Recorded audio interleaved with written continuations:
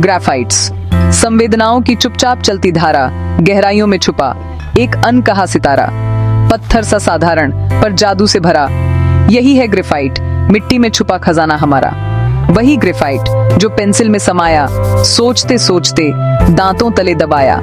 वही आम चीज जब बने दवा की शक्ति, होम्योपैथ की पसंद पुरानी कहानियों सी धीरे धीरे चाय की तरह असर करे, जादुई छड़ी सी हर दर्द मिटाए, त्वचा की उलझन, मन की थकान, मन तन भावना तीनों में असर। होम्योपैथी के छात्र ध्यान से सुनो, इंसान की पीड़ा, उसकी बनावट, पुरानी बीमारियां पुराने जीन्स की तरह, तेज बीमारियों में नहीं। सुस्ती, जड़ता, सोमवार की सुबह, पुरानी मशीन, धीमी चाल, रीबूट बटन सा धीरे धीरे जगाए, स्ट्रेचिंग की तरह हर अंग को खोले, जमी हुई रुकावटें धीरे धीरे हटें। एक्जिमा, हार्मोन, पाचन की शिकायत, वाइटल रिएक्शन की कमी, बिना सही धक्का, इनर्शिया न टूटे, सुस्ती, हेवीनेस, ग्रेफाइट्स का सार, धीमी फिल्म सी, रेमेडी की थीम, दिमाग सुस्त, समझ में देर, दिल भारी, उदासी का आलम, मोटापा, सुस्त रक्त प्रवाह, तेज दर्द नहीं, पुरानी कुर्सी सा, धीमा दर्द, शरीर और जीवन दोनों में जाम, ग्रेफाइट्स से हल्कापन, ठहरे पानी में फिर से बहाव, जांचो, परखो, पुरानी कहानी, न कोई ड्रामा, न एक्शन की बात, पुरानी घड़ी सा धीरे धीरे चले, याद नहीं कब आखिरी बार हंसे थे, तकलीफें बन गई पहचान, थकावट को अपनाया, ग्रेफाइट्स नींद से जगाए, शरीर को याद दिलाए, ग्रेफाइट्स शांति की वापसी। ग्रेफाइट्स हमारी सबसे जरूरी पॉलीक्रेस्ट्स में से एक है, फिर भी इसे अक्सर प्रैक्टिस में अनदेखा किया जाता है।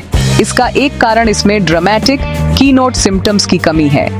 बेलाडोना या एकोनाइट जैसी रेमेडीज में तेज, साफ संकेत होते हैं। वे तेज बुखार या अचानक तेज दर्द से ध्यान खींचते हैं। हालांकि ग्रेफाइट्स धीरे धीरे अपना असर दिखाता है। इसके सिम्टम्स आम और नॉन स्पेसिफिक होते हैं। पेशेंट थकान, ज्यादा वजन या सूखी त्वचा की शिकायत कर सकता है। ये ऐसी शिकायतें हैं जो कई रेमेडीज पर फिट हो सकती हैं। होम्योपैथ को गहराई से देखना होता है ताकि वह उस पैटर्न को पहचान सके जो खास तौर पर ग्रेफाइट्स की ओर इशारा करता है। इसे अनदेखा करने का एक और कारण इसकी अन्य मुख्य रेमेडीज से समानता है। यह कैलकेरिया कार्बोनिका, पल्साटिला और सल्फर के साथ कई फीचर्स शेयर करता है। उदाहरण के लिए ग्रेफाइट्स की इनडिसाइसिवनेस पल्साटिला जैसी लग सकती है। सुस्ती और ठंड लगना कैलकेरिया से गलती हो सकती है। एक कम अनुभवी प्रैक्टिशनर इनमें से कोई एक आम रेमेडी प्रिस्क्राइब कर सकता है और केवल आंशिक सुधार देख सकता है। फिर मामला कंफ्यूजिंग हो जाता है। मुख्य बात उन बारीक अंतरों को समझना है जो ग्रेफाइट्स को उसके पड़ोसियों से अलग करते हैं। इसके लिए केयरफुल केस टेकिंग और मटीरिया मेडिका की सही समझ की जरूरत होती है। इस रेमेडी के लिए एक पेशेंट और ऑब्जर्वेंट प्रिस्क्राइबर की जरूरत होती है। ग्रेफाइट्स पेशेंट खुद भी इस अनदेखी में योगदान करता है। वे अक्सर सिंपल, अनअस्यूमिंग और ज्यादा आर्टिकुलेट नहीं होते हैं। वे अपने मामले को ड्रामा या बहुत डिटेल में पेश नहीं करते हैं। वे सवालों का जवाब सिर्फ हाँ या नहीं में दे सकते हैं। वे अपनी अंदरूनी इमोशनल स्टेट को बताने में संघर्ष करते हैं। जानकारी की यह कमी होम्योपैथ के काम को और मुश्किल बना देती है। पेशेंट डल या अनइंटरेस्टिंग लग सकता है। उनके दुख की गहराई को पहचानना मुश्किल होता है जब वह इतने सादे बाहरी रूप के पीछे छिपा होता है। प्रैक्टिशनर को पेशेंट को बाहर निकालने के लिए काम करना चाहिए। धीरे धीरे लेकिन गहरी पूछताछ करनी चाहिए ताकि सच्ची स्थिति सामने आ सके। आखिर में ग्रेफाइट्स प्रिस्क्राइब करना पूरे पिक्चर को देखने का एक एक्सरसाइज है। यह एक या दो अजीब, दुर्लभ और पिक्यूलियर सिम्टम्स को ढूंढने के बारे में नहीं है। यह धीमेपन, खुरदरेपन और इमोशनल सप्रेशन के एक कंसिस्टेंट पैटर्न को पहचानने के बारे में है। हमें फटी त्वचा, सुस्त डाइजेशन, मेंटल डलनेस और शांत उदासी के बीच संबंध देखना चाहिए। जब इन सभी एलिमेंट्स को एक साथ देखा जाता है तो ग्रेफाइट्स की इमेज साफ और अनडिनाएबल हो जाती है। ये एक कॉर्नरस्टोन रेमेडी है, लेकिन एक ऐसी जो अपनी एक स्ट्राइकिंग फीचर से नहीं बल्कि पेशेंट के पूरे कॉन्स्टिट्यूशनल मेकअप से खुद को रिवील करती है। यह पूरे व्यक्ति के लिए एक रेमेडी है। आमतौर पर ग्रेफाइट के व्यक्ति को सिंपल और अनकॉम्प्लिकेटेड बताया जाता है। उनमें लचीसेस जैसी इंटेलेक्चुअल चमक या फॉस्फोरस जैसी आर्टिस्टिक फ्लेयर नहीं होती। उनके दिमाग प्रैक्टिकल, मेथोडिकल और कुछ हद तक स्लो तरीके से काम करते हैं। वे जमीनी होते हैं और रोजमर्रा के मामलों से जुड़े रहते हैं। यह ऐसे व्यक्ति नहीं होते जो एब्स्ट्रैक्ट थ्योरीज या फिलोसॉफिकल डिबेट्स में खो जाए। वे कॉन्क्रीट टास्क्स और टेंजिबल आउटकम्स को पसंद करते हैं। उनकी बातचीत स्ट्रेट फॉरवर्ड और टू द पॉइंट होती है। वे उन लोगों को डल या अनरिफाइंड लग सकते हैं जो इंटेलेक्चुअल एजिलिटी और कॉम्प्लेक्सिटी को महत्व देते हैं। उनकी ताकत चमक में नहीं बल्कि उनकी स्टेडफास्टनेस में है। ये सादगी उनके इमोशनल लाइफ तक फैली हुई है। ग्रेफाइट्स के लोग ड्रामेटिक इमोशनल डिस्प्लेस के प्रति प्रवृत्त नहीं होते हैं। वे आमतौर पर शांत, जेंटल और ऊपर से काफी शांत होते हैं। वे रोबस्ट और जीवन की कठिनाइयों से परेशान न होने वाले लग सकते हैं। हालांकि यह शांत बाहरी रूप अक्सर एक अधिक सेंसिटिव और परेशान आंतरिक दुनिया को छुपाता है। वे उतने टफ नहीं होते जितने वे दिखते हैं। वे चीजों को गहराई से महसूस करते हैं, लेकिन अपनी भावनाओं को आसानी से व्यक्त करने की क्षमता उनमें नहीं होती। इससे अनएक्सप्रेस्ड ग्रीफ, एंग्जाइटी या फ्रस्ट्रेशन का जमाव हो सकता है। वे एक स्टोइक किसान की तरह होते हैं जो बिना शिकायत के जमीन पर काम करते हैं, अपनी चिंताओं को एक रगेड फसाड के पीछे छिपाते हैं। ग्रेफाइट्स टेम्परामेंट की एक मुख्य विशेषता एक निश्चित कोर्सनेस या रिफाइनमेंट की कमी है। इसका मतलब क्रिटिसिज्म नहीं है बल्कि एक कॉन्स्टिट्यूशनल ऑब्जर्वेशन है। यह उनके अपीयरेंस, उनके मैनर्स और उनकी इंटरेस्ट्स में मैनिफेस्ट होता है। वे अपनी मूवमेंट्स में कुछ क्लमजी या ऑकवर्ड हो सकते हैं। उनका स्वाद सिंपल होता है और वे एस्थेटिक्स या एटिकेट के बारे में ज्यादा चिंतित नहीं होते। वे जमीनी लोग होते हैं जो फेमिलियर, अनप्रिटेंशियस सराउंडिंग्स में सबसे ज्यादा कंफर्टेबल महसूस करते हैं। रिफाइनमेंट की यह कमी उनके फिजिकल सिम्टम्स में भी दिखती है, जैसे थिक, रफ स्किन और क्रैक्ड इरप्शंस, जो इस रेमेडी की इतनी खासियत है। अपनी सोफिस्टिकेशन की कमी के बावजूद ग्रेफाइट्स के व्यक्ति अक्सर बहुत रिलायबल और डिपेंडेबल होते हैं।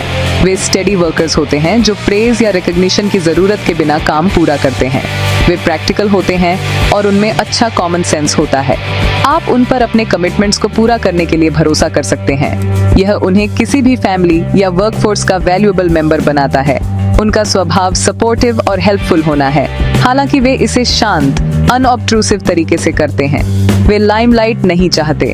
वे प्रैक्टिकल और मीनिंगफुल तरीके से योगदान करने में संतुष्टि पाते हैं, जो उनके कम्युनिटी का स्टेबल बेडरॉक बनाते हैं।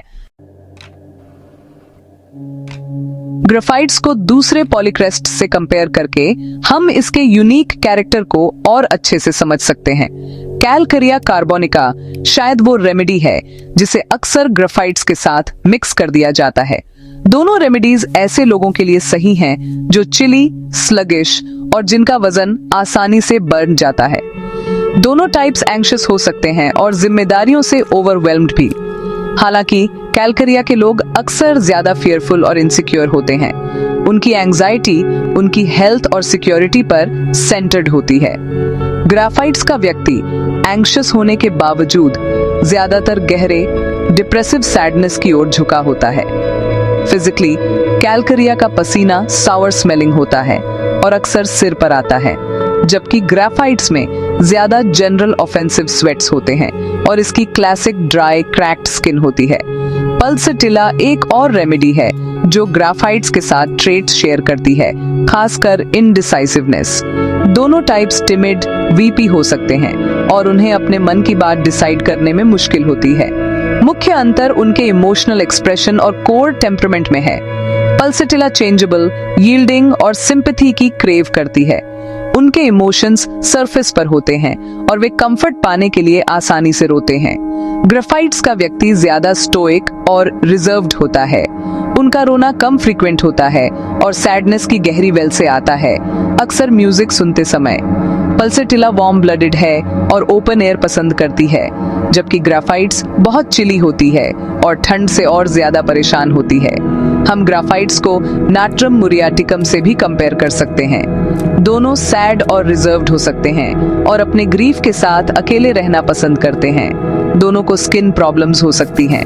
हालांकि नाट्रम मुरियाटिकम की पर्सनैलिटी गहरे इमोशनल हर्ट, डिसअपॉइंटमेंट या बिट्रेयल से पैदा होती है। वे खुद के चारों ओर एक दीवार बना लेते हैं ताकि उन्हें फिर से हर्ट ना होना पड़े। वे हाईली सेंसिटिव और रिफाइंड इंडिविजुअल्स होते हैं। ग्राफाइट्स का व्यक्ति कॉन्स्टिट्यूशनली कम रिफाइंड और ज्यादा रस्टिक होता है। उनकी सैडनेस किसी स्पेसिफिक पास्ट ट्रॉमा के बारे में कम होती है और ज्यादातर एक जनरल हेवी हार्टेड डिस्पोजिशन होती है।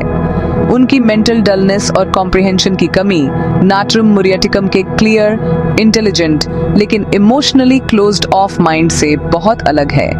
फाइनली, सल्फर को कंसिडर करना भी इंस्ट्रक्टिव हो सकता है।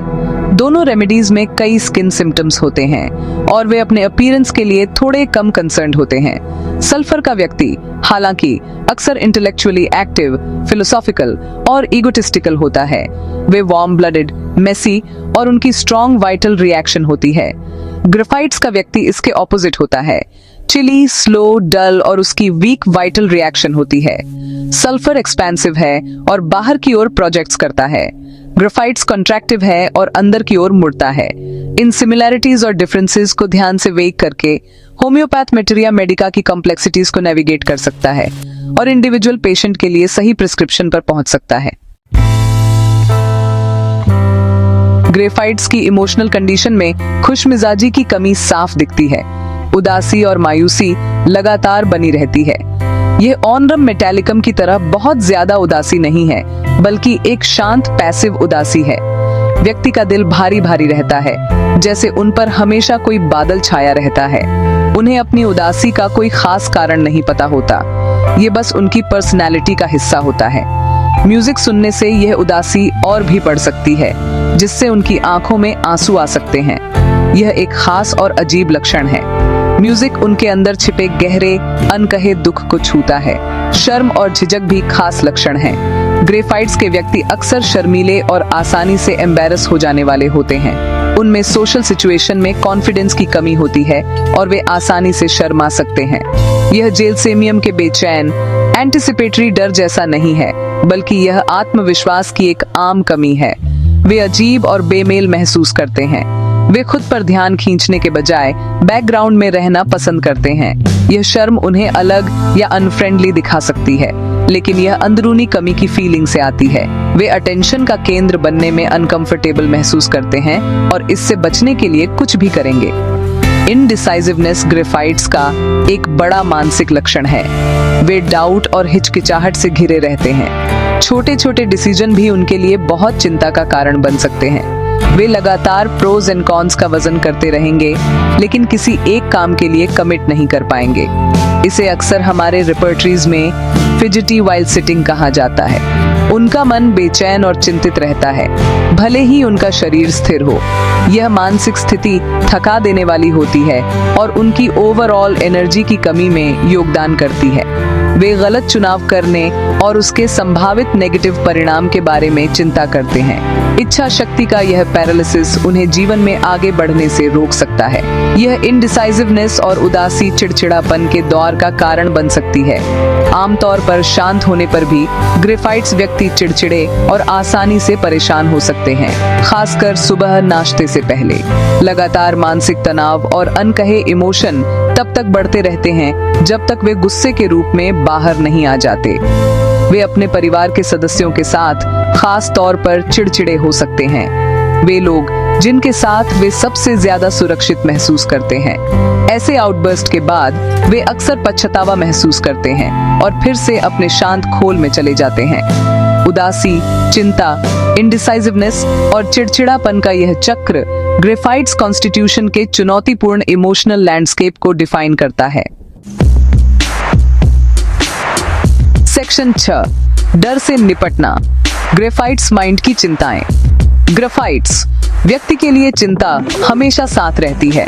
यह एकोनाइट जैसी तेज घबराहट नहीं है, बल्कि एक पुरानी हल्की चिंता है जो उनके विचारों में हमेशा रहती है। एक बड़ी चिंता भविष्य को लेकर होती है। वे बुरे ख्यालों और आने वाली बदकिस्मती से भरे होते हैं। उन्हें डर लगता है कि कुछ बुरा होने वाला है, भले ही इस डर का कोई सही कारण न हो। यह चिंता अक्सर शाम या रात में बढ़ जाती है, जिससे उन्हें नींद नहीं आती। उनका दिमाग चिंताजनक विचारों से भरा रहता है। वे पुरानी बातों को दोहराते रहते हैं और भविष्य की समस्याओं के बारे में सोचते रहते हैं। हमेशा अलर्ट रहने की यह स्थिति मानसिक और शारीरिक रूप से थका देने वाली होती है। यह सामान्य चिंता अक्सर कुछ खास डरों से जुड़ जाती है। उन्हें काम का डर हो सकता है। उन्हें लगता है कि वे उन कामों को करने में सक्षम नहीं हैं। यह उनकी अनिर्णयता और आत्मविश्वास की कमी से जुड़ा है। अपनी रोजमर्रा की ड्यूटी का विचार भी उन्हें डरा सकता है। उन्हें अपने स्वास्थ्य को लेकर भी चिंता हो सकती है, हालांकि यह आमतौर पर कैलकेरिया या आर्सेनिक जैसी दवाइयों की तुलना में कम होता है। उनका मुख्य डर अक्सर अधिक अस्तित्वगत होता है, एक ऐसी भावना कि वे जीवन की मांगों का सामना नहीं कर पाएंगे। यह आंतरिक बेचैनी और पीड़ा की स्थिति पैदा करता है, जो उनके शांत बाहरी व्यवहार के विपरीत है। ग्राफाइट्स की अनिर्णयता उनके डर की सीधी अभिव्यक्ति है। उन्हें गलती करने का डर होता है। हर चुनाव में असफलता का मौका होता है और यह सोचना उनके लिए असहनीय होता है। इच्छा का यह पक्षाघात उन्हें फंसा कर रखता है। वे आगे नहीं बढ़ पाते क्योंकि उन्हें गलत कदम उठाने से डर लगता है। यह उनके जीवन के सभी क्षेत्रों को प्रभावित कर सकता है। नाश्ते में क्या खाना है यह चुनने से लेकर अपने करियर या रिश्तों के बारे में बड़े जीवन के फैसले लेने तक। वे दूसरों से आश्वासन चाहते हैं, लेकिन अक्सर इसे स्वीकार नहीं कर पाते और संदेह तथा चिंता के अपने ही चक्र में फंसे रहते हैं। इन डरों का सामना करने के लिए ग्राफाइट्स व्यक्ति अक्सर पीछे हट जाते हैं। उन्हें दिनचर्या और परिचित चीजों में सुकून मिलता है। जो ज्ञात है वह सुरक्षित है, जो अज्ञात है वह डरावना है। वे नई परिस्थितियों, नए लोगों और नई चुनौतियों से बच सकते हैं। यह अलगाव उन्हें अकेलापन दे सकता है, जिससे उनकी अंतर्निहित उदासी और गहरी हो जाती है। वे अपने लिए एक छोटी प्रबंधनीय दुनिया बनाते हैं, जहां असफलता का जोखिम कम से कम होता है। हालांकि यह रणनीति कम समय में उनकी चिंता को कम करती है, लेकिन लंबे समय में यह उन्हें पूरी तरह से बढ़ने और जीवन का अनुभव करने से रोकती है। ग्राफाइट्स दवा इस चक्र को तोड़ने में मदद करती है, साहस और दुनिया के साथ जुड़ने की इच्छा को बहाल करती है। Section 7 the caring professional. दुनिया में एक जगह ढूंढना। अपनी अंदरूनी हिचकिचाहट और शर्मीलेपन के बावजूद ग्राफाइट्स वाले लोग अक्सर केयरिंग या सर्विस ओरिएंटेड प्रोफेशन में अपनी जगह बना लेते हैं। उनकी इननेट जेंटलनेस और यूजफुल होने की इच्छा उन्हें ऐसे रोल्स की ओर खींचती है जहां वे दूसरों की प्रैक्टिकल, हैंड्स ऑन तरीके से हेल्प कर सकें। वे लीडर्स या इनोवेटर्स बनने की कोशिश नहीं करते। इसके बजाय वे रिलायबल सपोर्ट स्टाफ होते हैं, ऐसे भरोसेमंद सहकर्मी जो यह सुनिश्चित करते हैं कि सब कुछ बैकग्राउंड में स्मूथली चले। वे सच में दूसरों के दुख को कम करने और कंफर्ट देने की इच्छा से मोटिवेटेड होते हैं, भले ही वे इसे वर्बली एक्सप्रेस करने में स्ट्रगल करते हों। उनके एक्शंस उनके शब्दों से ज्यादा बोलते हैं। आपको ग्राफाइट्स टाइप का व्यक्ति एक नर्स के रूप में काम करते हुए मिल सकता है, बुजुर्गों की देखभाल करने वाला, एक वेटरिनरी असिस्टेंट या इसी तरह की सपोर्टिव रोल में। ये प्रोफेशंस उन्हें अपनी प्रैक्टिकल स्किल्स और नर्चरिंग इंस्टिंक्ट्स का उपयोग करने की परमिशन देते हैं, बिना सोशल कॉन्फिडेंस या क्विक डिसीजन मेकिंग की डिमांड के जो उनमें कमी होती है। वे मेथोडिकल और पेशेंट होते हैं, जो उन लोगों की देखभाल करते समय बहुत अच्छी क्वालिटीज हैं जो वल्नरेबल होते हैं। वे अपने काम के प्रति अविश्वसनीय रूप से डेडिकेटेड हो सकते हैं। अपने काम की रूटीन और स्ट्रक्चर में एक सेंस ऑफ पर्पस और स्टेबिलिटी पाते हैं। यह उनके केयरिंग नेचर के लिए एक सेफ और कंट्रोल्ड एनवायरनमेंट में एक आउटलेट प्रोवाइड करता है। वर्कप्लेस में वे शांत लोग होते हैं जिन पर भरोसा किया जा सकता है। वे कॉम्पिटिटिव सेंस में एम्बिशियस नहीं होते। वे ऑफिस पॉलिटिक्स नहीं खेलते और न ही प्रमोशंस के लिए होट करते हैं। उनकी संतुष्टि एक अच्छा काम करने और टीम का एक वैल्यूड मेंबर होने से आती है। वे अक्सर ऐसे कामों के लिए जिम्मेदार होते हैं जिनके लिए डिलिजेंस और डिटेल पर ध्यान देने की जरूरत होती है। उदाहरण के लिए वे बुक कीपिंग, आर्काइविंग या क्राफ्ट्समैनशिप से जुड़े रोल्स में बहुत अच्छा कर सकते हैं। ये जॉब्स उनके मेथोडिकल माइंड्स के लिए सही हैं और उन्हें कंस्टेंट सोशल इंटरेक्शन के प्रेशर के बिना इंडिपेंडेंटली काम करने की परमिशन देते हैं। वे सॉलिड भरोसेमंद वर्कर्स हैं जो कई ऑर्गेनाइजेशंस की बैकबोन बनाते हैं। उनका केयरिंग नेचर उनके फैमिली लाइफ में भी चमकता है। वे डेडिकेटेड पेरेंट्स और पार्टनर्स होते हैं। भले ही वे इमोशनली एक्सप्रेसिव ना हो, वे अपने प्यार को सर्विस के प्रैक्टिकल एक्ट्स के थ्रू दिखाते हैं। खाना बनाना, घर को साफ रखना और यह सुनिश्चित करना कि उनके प्रियजनों की फिजिकल नीड्स पूरी हों। वे अपने परिवार के लिए एक स्टेबल और सिक्योर फाउंडेशन प्रोवाइड करते हैं। उनकी रिलायबिलिटी और स्टेडीनेस उनके सबसे बड़े गिफ्ट्स हैं। भले ही वे पार्टी की जान ना हो, उनकी शांत कंसिस्टेंट प्रेजेंस उन लोगों के लिए बहुत कंफर्ट और सिक्योरिटी का सोर्स है जो उन पर डिपेंड करते हैं। Section 8 Physical manifestations, the outward signs of the Graphite's state. Graphite's patient का फिजिकल अपीयरेंस अक्सर काफी अलग होता है। उनमें मोटापे और सुस्त मेटाबॉलिज्म की बहुत ज्यादा टेंडेंसी होती है। वेट गेन ज्यादा खाने से नहीं होता, बल्कि यह कॉन्स्टिट्यूशनल लगता है। उनका वजन आसानी से बढ़ जाता है और उसे कम करना बहुत मुश्किल होता है। शरीर ढीला, पीला और भारी लगता है। यह शारीरिक भारीपन दिमागी और इमोशनल सुस्ती को दिखाता है। उनको बहुत ठंड भी लगती है। उन्हें अपनी हड्डियों तक में ठंड महसूस होती है और वे हमेशा गर्माहट ढूंढते रहते हैं। वे हवा के झोंकों के प्रति बहुत सेंसिटिव होते हैं और अक्सर कई लेयर्स के कपड़े पहनते हैं, यहाँ तक कि एक नॉर्मल टेम्परेचर वाले कमरे में भी। ग्रेफाइट्स की सबसे फेमस खासियत उसकी स्किन के लिए एफिनिटी है। स्किन आमतौर पर अनहेल्दी, सूखी और खुरदरी होती है। इसमें लचीलापन नहीं होता और यह आसानी से फट जाती है, खासकर स्किन की सिलवटों में, कानों के पीछे, मुंह के कोनों पर और उंगलियों के सिरों पर। ये दरारें गहरी और दर्दनाक हो सकती हैं। एक खास बात यह है कि इन दरारों या एक्जिमा के पैच से नम, चिपचिपा, शहद जैसा डिस्चार्ज निकलता है। ये दाने अक्सर बहुत खुजली वाले होते हैं। नाखून भी खराब हो सकते हैं, मोटे, भंगुर और डिफॉर्म हो सकते हैं। यह पूरा हाल शरीर के ऊपरी टिश्यूज में पोषण और वाइटैलिटी की कमी को दिखाता है। डाइजेस्टिव सिस्टम एक और एरिया है जहां काफी कमजोरी होती है। डाइजेशन धीमा और मुश्किल होता है। व्यक्ति को फूला हुआ और गैस से भरा हुआ महसूस होता है और उन्हें मांस और मीठे खाने से नफरत हो सकती है। कब्ज आम है, जिसमें बड़े मुश्किल स्टूल होते हैं जो म्यूकस के धागों से जुड़े होते हैं। इसके उलट उन्हें बदबूदार डायरिया भी हो सकता है। डाइजेस्टिव ट्रैक्ट में सामान्य कमजोरी या टोन की कमी होती है। यह सुस्ती, भारीपन और सुस्ती की ओवरऑल फीलिंग में योगदान करती है। पेशेंट अक्सर खाने के बाद बहुत सुस्त और थका हुआ महसूस करता है, क्योंकि उनका सिस्टम खाने को पचाने में संघर्ष करता है। ग्रेफाइट्स की जरूरत वाली महिलाओं को अक्सर मासिक धर्म की समस्याओं का इतिहास होता है। उनके पीरियड्स आमतौर पर लेट, कम और हल्के होते हैं।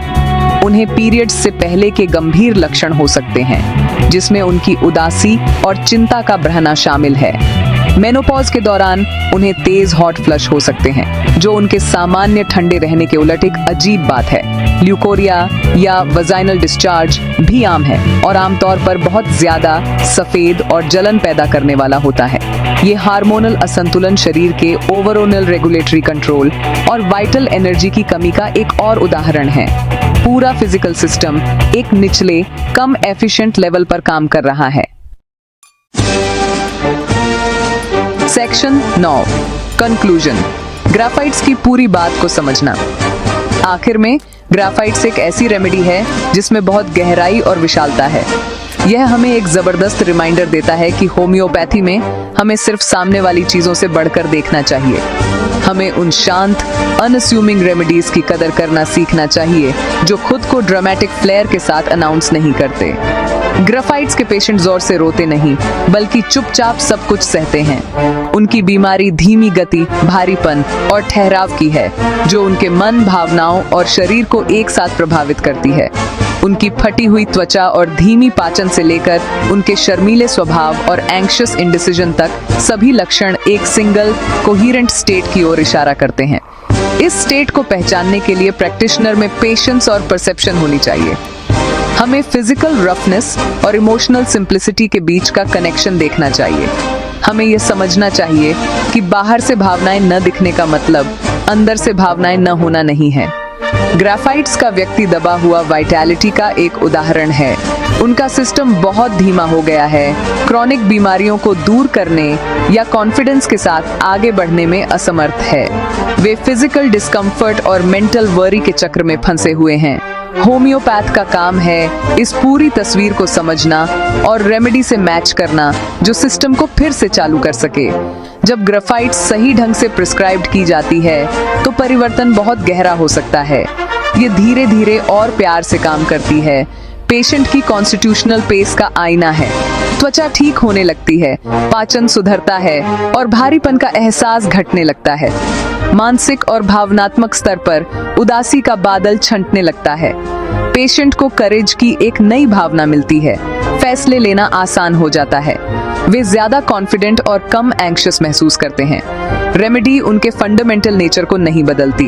वे शायद एक प्रैक्टिकल, डाउन टू अर्थ व्यक्ति ही रहेंगे, लेकिन यह उन्हें उस पैथोलॉजिकल स्टेट से आजाद करती है जिसने उन्हें कैद कर रखा था। इसलिए हमें इस हम्बल लेकिन पावरफुल मेडिसिन को नजरअंदाज नहीं करना चाहिए। हमें इसकी विशेषताओं को ध्यान से पढ़ना चाहिए और मदद के लिए इसकी शांत पुकार को पहचानना सीखना चाहिए। ग्राफाइट्स एक फंडामेंटल प्रकार के ह्यूमन कॉन्स्टिट्यूशन का प्रतिनिधित्व करता है जो मजबूत लेकिन सेंसिटिव, सादा लेकिन अपनी पीड़ा में जटिल है। इस रेमेडी को समझकर और लागू करके हम उन लोगों को गहरा हीलिंग दे सकते हैं जो लंबे समय से भूल चुके हैं कि वास्तव में अच्छा महसूस करना कैसा होता है। यह होम्योपैथी की शक्ति का सबूत है कि यह सिर्फ फिजिकल हेल्थ को ही नहीं बल्कि जीवन के प्रवाह को भी रिस्टोर करती है। जहां कभी स्टैग्नेशन और भारीपन था, वहां वाइटैलिटी और लाइटनेस लाती है।